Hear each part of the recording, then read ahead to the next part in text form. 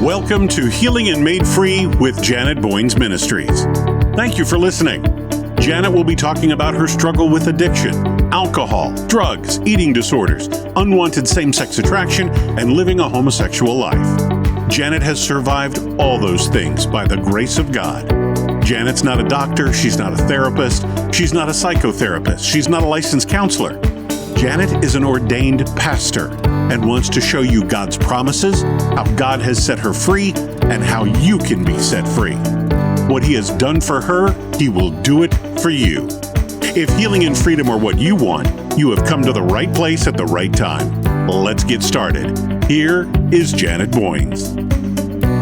I don't think you know how excited I am to have this guest on to share with us about his time at 9/11. I am talking with today Sujo John. Did I get that correct?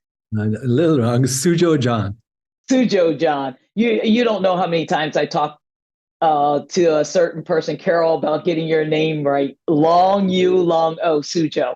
Thank you so much for the correction. Hey, welcome to Healing and Made Free with Janet Boynes. We're all about healing and allowing God to set the path to help other people. So I'm really excited to dig into your story. You grew up in Calcutta, India. Did you have a dream to come to the United States and live here? Or? Oh, absolutely. For any immigrant who comes here, the one thing that brings them to America is an opportunity to do better than what they would do in their home country. Otherwise, why would they come here? So that's true of me, myself. That's true of almost every immigrant that has come here, no matter from what part of the world. I've always believed, even before coming to America, that America is the greatest nation on this earth. And God has blessed this country like no other country. And the place is set for people to come here and do something for themselves. And only in this country, it doesn't matter where you were born, your last name, your pedigree, your race, your background doesn't mean anything. If you were to put in the effort, and with God's blessing, you can make something out of your life. And that is what draws people to America. Well, we can see at the borders that people are drawn to the United States, drawn to America, the greatest place you could ever live, the freedom that God has blessed us and given us. Obviously, God has given you a wonderful platform that you have an opportunity to share your story. But before we get into that, I hear you got married in 2001 and moved to the United States. Describe the culture transition. Yeah, I got married in January of 2000 and moved in 2001 to America. So yeah, it was a big transition, a big change. Growing up in India was very different back then. Now the Indian economy is doing very well. In fact, what is interesting is there's a reverse drain happening. A lot of people of Indian origin in America are actually moving back to India now because the economy is just doing so well in India. But again, back then, coming here just to see a country that's built on law and order was pretty fascinating. And like I said earlier, the fact that in this country, you don't see a lot of corruption. I know corruption is there at very high levels, but it doesn't affect the common man when you're driving on the streets or trying to get some small things done. So in those ways, I was kind of fascinated by the country. I was also fascinated by the fact that I often talk about an experience, my first subway ride in New York City, riding the metro. And in that underground train, I see homeless people and it just breaks your heart. First, it shocked me. I didn't know that America had poverty. But then when you see the homeless man in New York City, you see him also wearing Nike shoes, which is like a luxury in most parts of the world. So I always have a feeling is that, even the people who are down and out in America, any given day, they are in a better place than most people around the world. So that's something that Americans can feel proud about. And I hope that continues to be something that is said about America. Thank you for sharing that, Sujo, because a lot of people in America, United States, unless you go out of the country and see poverty, I travel out of the country speaking engagements and I come home thankful all the time and can't wait till I get my feet back on American soil because we have been given so much and America is a great place to live. You landed a job at the World Trade Center. Was that a dream come true for you? And did you feel fulfilled at that time? When you come here, you're just waiting for the first job. And for me, that was kind of a dream job. The fact that me and my wife, we both started working in the towers. I was on the 71st, I was on the 81st floor of the North Tower, and my wife on the 71st of the South Tower. So the fact that we could both work in the same area and in the same buildings was a blessing. And again, the World Trade Center was where the world came to do business. So it was kind of the nerve center of a lot of business. And it was a great opportunity for me. My first job, started making a lot of money, and I was rising up the corporate ladder. So in many ways, it was a dream come true. In fact, one of my final interviews, I'll never forget. Our HR manager, she pulls down the blinds and she shows me a view I had never seen, which was the Statue of Liberty from our conference room on the 81st floor. So getting to work there was truly a blessing, because I was rubbing shoulders with people who were very successful, very smart people. The world would come there to do business. So yes, that was kind of a dream job, and everything was happening so quickly for me. Well, I think that's exciting. Obviously, God had plans for you at that time. I think our steps are ordered by the Lord. And so that's exciting that you had an opportunity to not only land this great job at the World Trade Center, but also work with your wonderful wife and be able to be in the same place at the same time. But something happened on September 11th, which is coming up, an anniversary. So it's really exciting to have this interview with you. The American Airlines Flight 11 crashed into the North Towers of the World Trade Center, where you worked on the 81st floor. What was your first reaction? First question. As you made your way down the emergency stairs, did you think you were going to die? Well, the building was used to, we were used to the building often swaying. That might come as a surprise for many. Imagine working in a tall building on the 81st floor and often feel the building. Strong winds would make the building shake or kind of sway to the left or the right. And I remember getting used to that after a few weeks. And in the beginning, it was very unnerving to experience that. But then what happened that morning was 8:46, 8:47 in the morning. We hear this incredible explosion. That was American Flight 11, flying at 440 miles an hour, carrying 10,000 gallons of jet fuel. When it crashed in, the major impact was on the 93rd and above. So it was a lot higher. But if you remember visuals from that day, the angle at which the plane went in meant that part of the wing of the plane tore through our floor. And so there was fire. And so we knew there was a plane. In fact, someone on our floor saw the plane come in.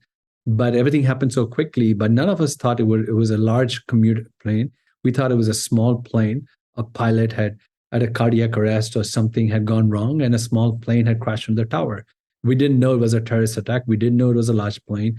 But sensing the heat that was coming into our floor, the fire that was breaking out, and even running down the stairwell, seeing the fact that there were even floors below us, there was fire spreading. We just knew that something big was happening in a way.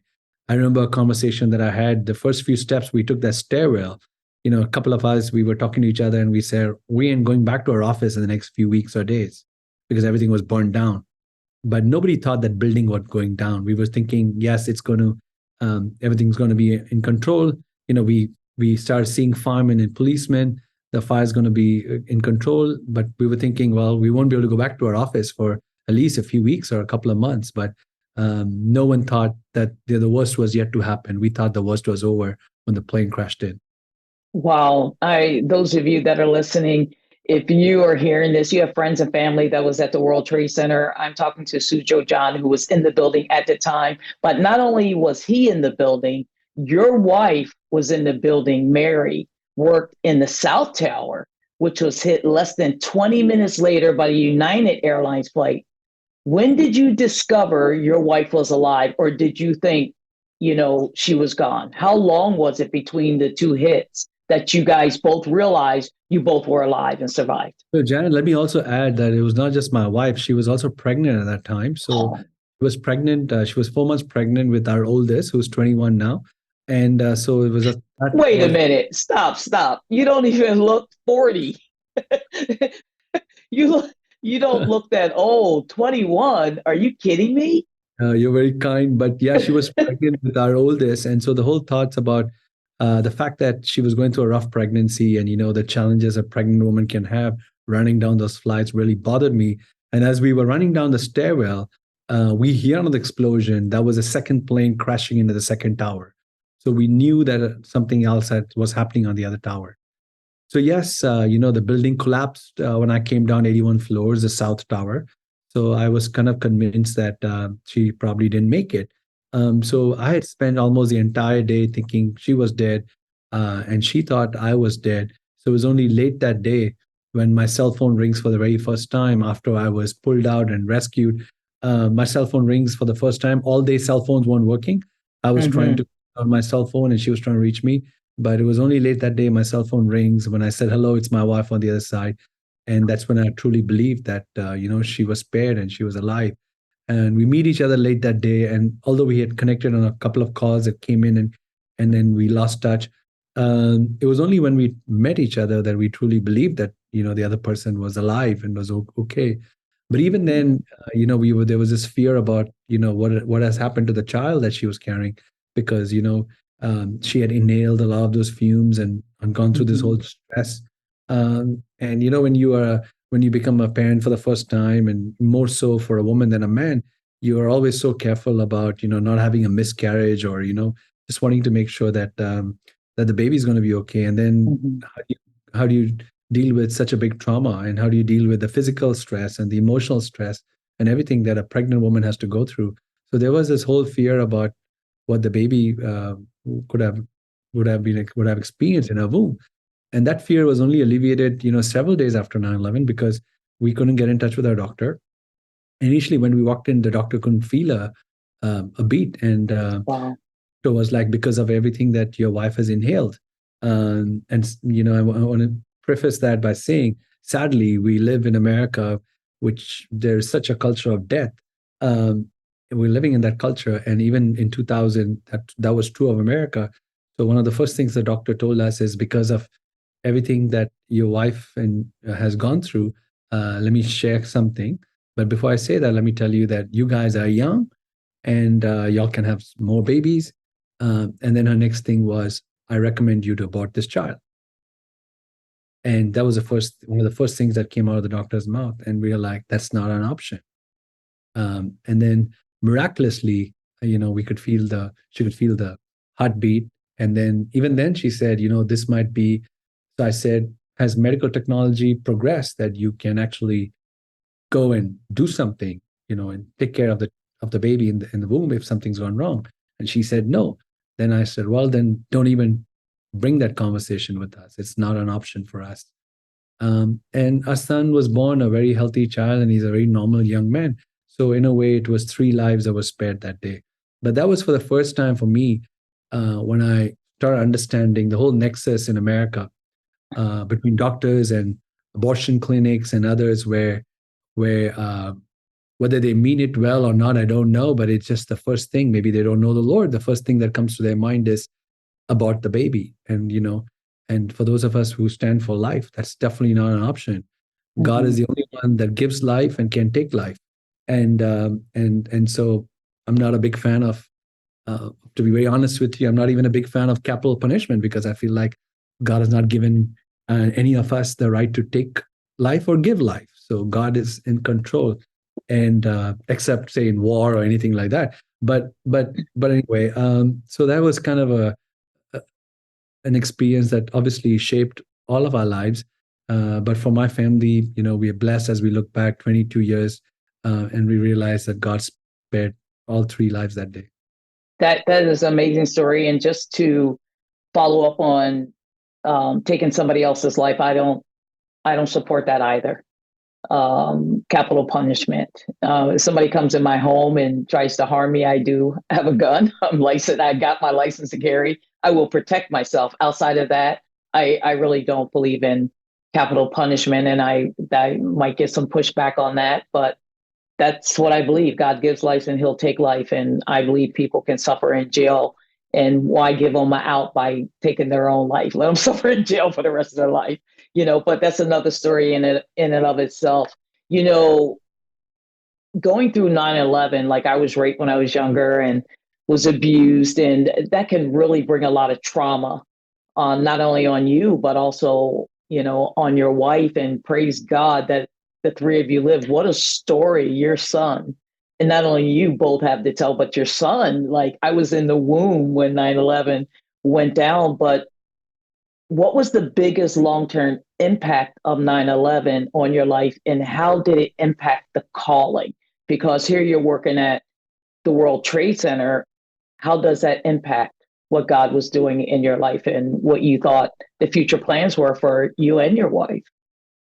That was a great question, Janet. For me, every experience comes to test us and make us better. So it's how you deal with it, right? There's always uh, good that comes out of evil. I firmly believe in that, and a lot has to do with God's help and His anointing in our story is always there, but it's also our response to that. If you and I can take a step towards Him, then God allows that same story that brought pain or shame or brokenness, God can restore that and use it for His glory. And Mhm. so for me, watching people die changed my life. It just made me aware of, what really matters. What really matters is at the end of this life, there is a place destined for all of us to go. The question is it going to be heaven or is it going to be hell? And how to remind, Mhm. how to tell people about how they could be sure of that.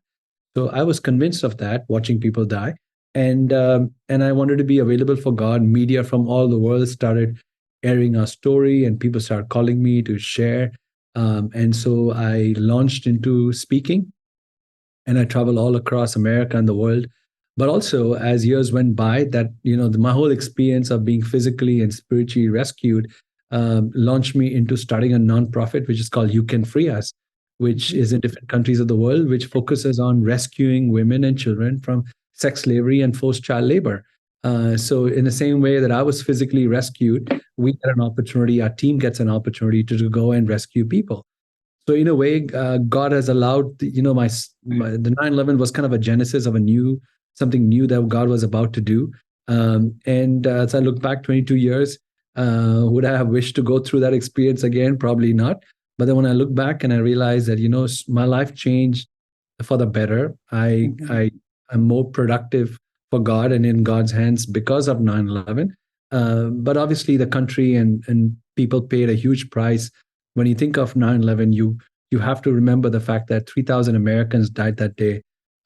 Also, the fact that since 9/11, more people have died you've had developed lung issues and other stuff, cancer, because of what they inhaled that day. And then the wars that were fought in Iraq and Afghanistan, kind of connected to what happened on 9/11. So America's paid a huge price for what happened on 9/11. And so we should never forget the sacrifices of people. And 9/11, more than a reminder of what happened that day, it should be a celebration of those lives, whether on 9/11 or today, people that put their lives at risk, or to put their lives in a place of danger where they may never be coming back home just to save another human being. And that is the greatness of America. So, when I get opportunity to share my story on 9/11, I always hope that people will take that opportunity to hear my story, but also realize that there's a far bigger story, and the biggest story is about him, that our times are in God's hands. So when they hear my story, it's a reminder for them to just to check in their heart about, what if today is my day? Am I at peace with God? But also to remember the sacrifices of everyday people that make this country great. Sujo, when these type of things happen, sometimes it draws us closer to God. If you weren't a Christian, sometimes you are a Christian, because I know a lot of people are looking to the church for help, or going to church that night or the next day, and start thinking about life after um, death. Where am I going? What's going to happen with me? I'm not sure if you thought about that, but you knew where you were going, but you almost wonder, and I'm sure you think about those who worked alongside of you, not that you're trying to play God Jr. or determine who's going to heaven or hell, but we all know them by their fruits. And we know, man, I wish I had more of an opportunity to share Christ with them. And when we are a part of something as big as 9/11 was and the lives that were lost, it makes us really want to go out and share the gospel. Yeah, Have you but ever that's thought, go ahead. go ahead. Sorry. Have you ever thought, and this is not even in my question, why your life and Mary's life was spared? You ever think about that? And Great question. In the beginning, there was a lot of almost like guilt, like why was our lives spared um, and others died. As time has gone by, and I've started seeing how God has used us and used our team, I kind of, in a way, now understand my purpose as to why am I still on this earth. But having said that, I always also mention the fact that we look at time as a span of years, a life as a span of years, and we quantify it by saying 20, 40, 60, 80, 100. But but in the eyes of the Lord, even a breath is like 1,000 years, or 1,000 years are like a day. So we put that in the measure of times. It's not the how big our life is. It's how well we live our life that really matters. Some people can have a very short life of 20, 30, 40 years, and they can have a great impact on our world. So we should focus our life, whatever time we have on hand, is how do we make our greatest impact with our life, rather than, I know everyone, the big craze now is very wealthy people and billionaires. They're try to have a longer longevity and trying to do all kinds of stuff for that.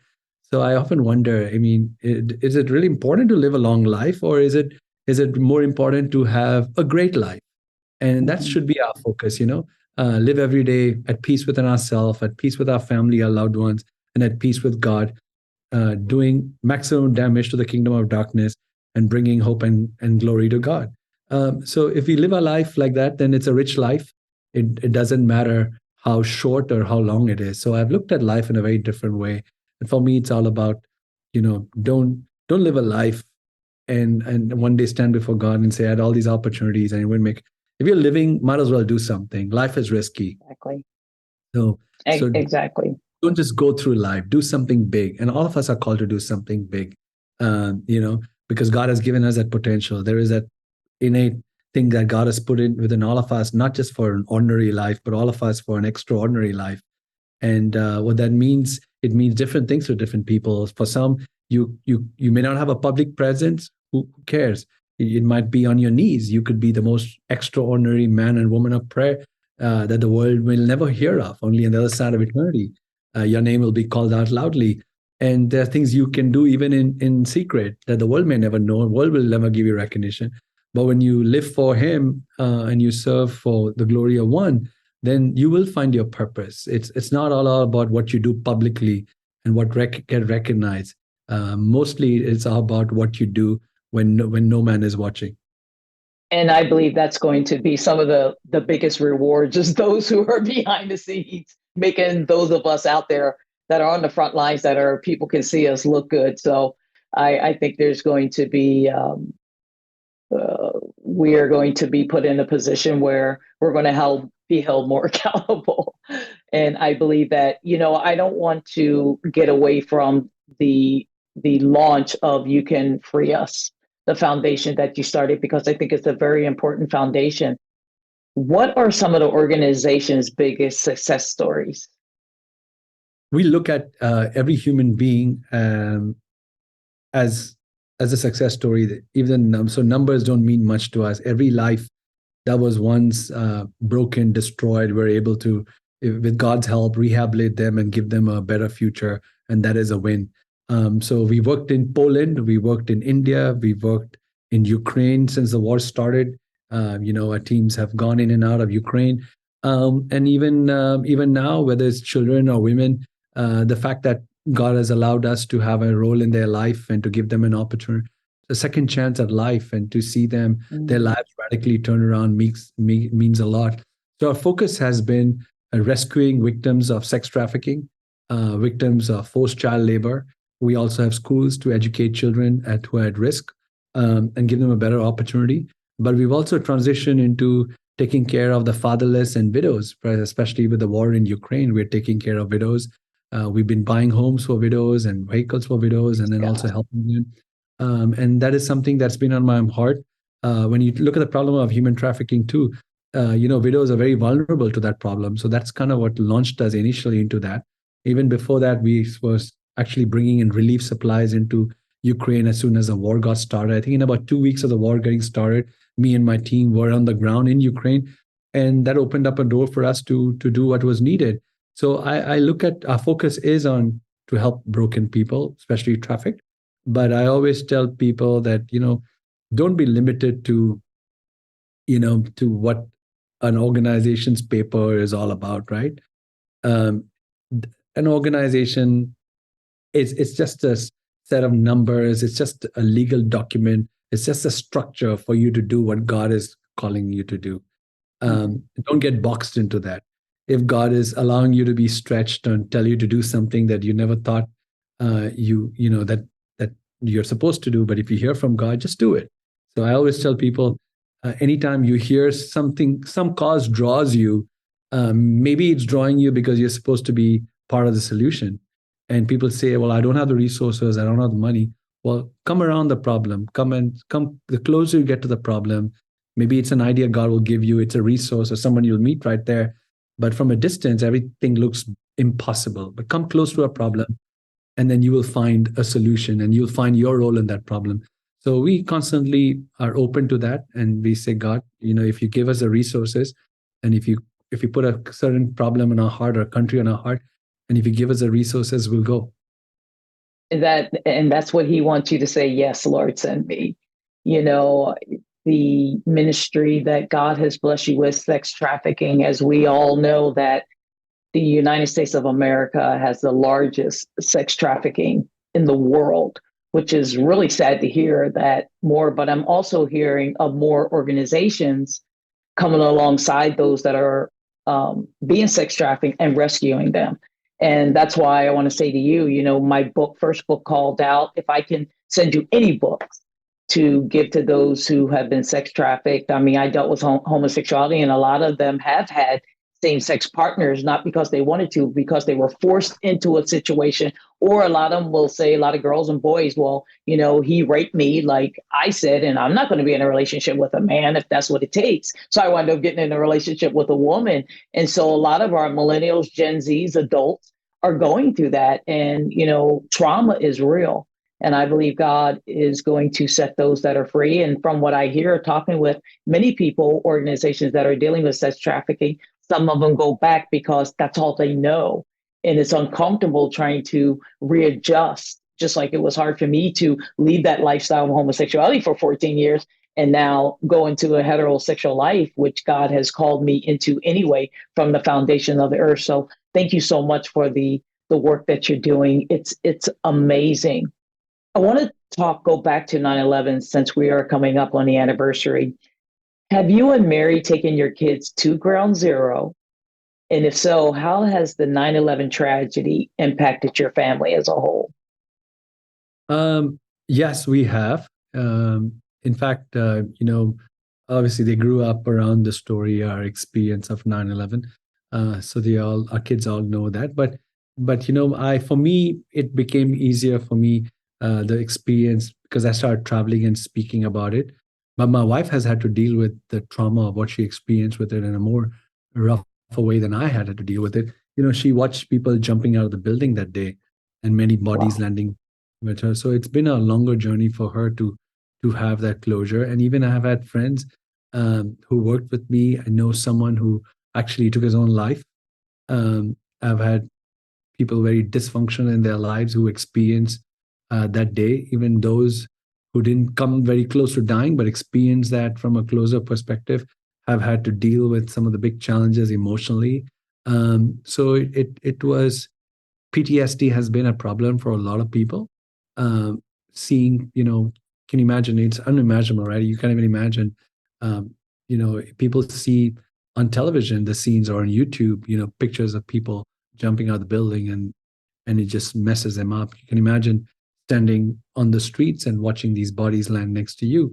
So the trauma has not been very easy. So my wife has dealt with some of that, but with God's help, she's doing all right. So yeah, in every way, when you go through an experience like that, it just touches everyone connected to you. Even my parents, I remember they watched the whole thing on 9/11 in India, and we couldn't get a hold of them, for like 10, 12 hours. And so those 10, 12 hours, they thought we were dead. And they were friends and family from our neighborhood, and we're just gathering at home and trying to comfort my parents. So the world experienced 9/11 with America because it was the most watched event, live event that ever happened. But as I look back, I realized that we've been through this experience, but I want to go back to what I said earlier. A day, a week like this is even more difficult for people that lost somebody that day. Because this year I will not be in New York City around 9/11, but I've been in New York around that time several times, uh, around for events around 9/11. And a few years ago, I'll never forget, I think it was just after COVID, I saw a lot of young young adults, coming to the memorial on 9/11. And it didn't take me too long to realize that these are all children whose parents had died on 9/11.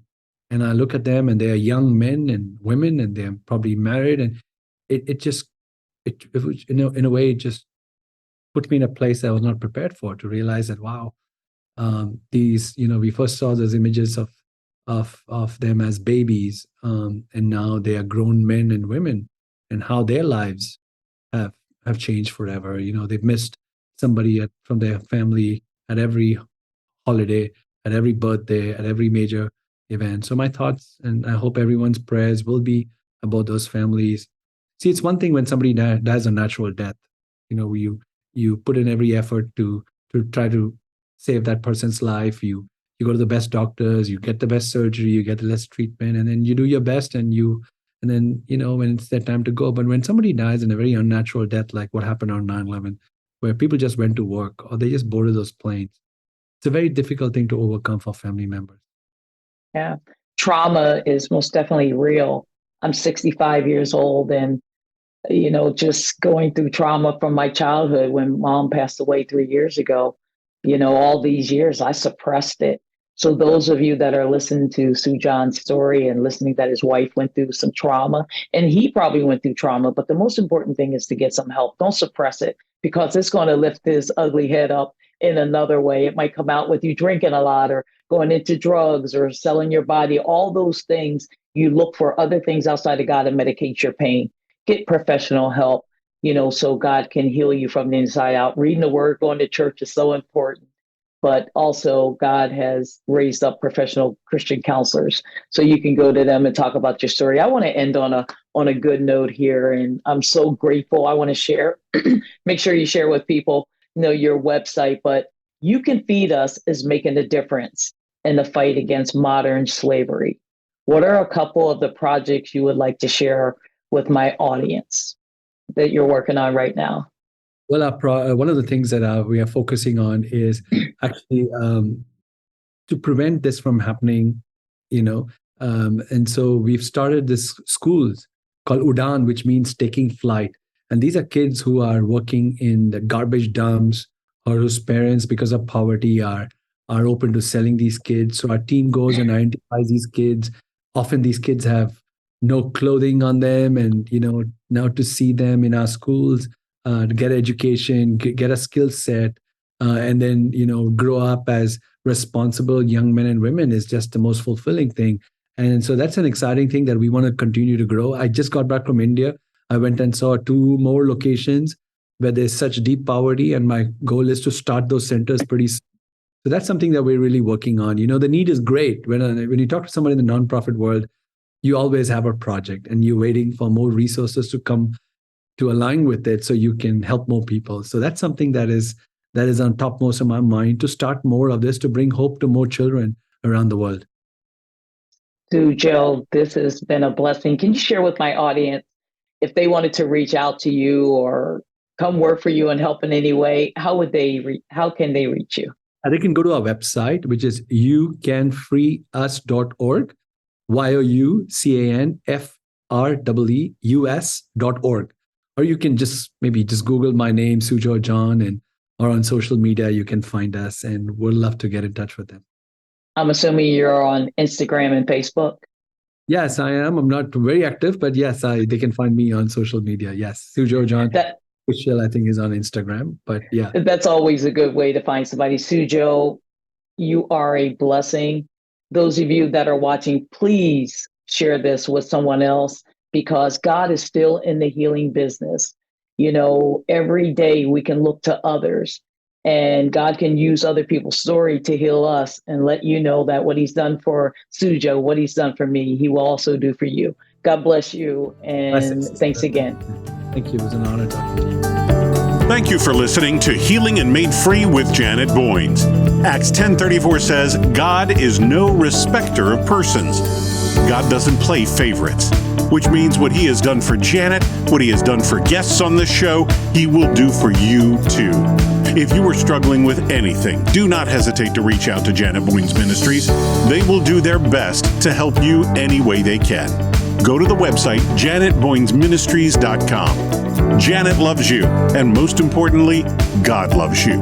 Have a blessed day.